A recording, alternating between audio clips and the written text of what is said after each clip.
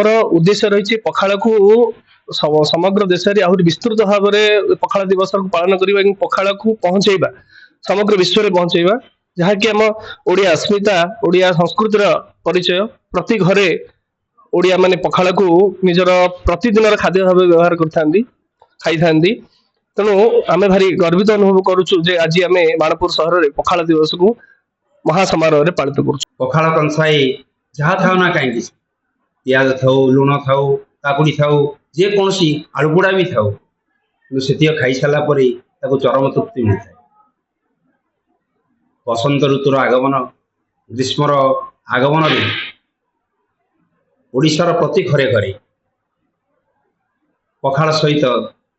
समस्ते संश्लिष्ट हो जाते जीवन में चरम तृप्ति पखाड़ दी था। धीरे धीरे यह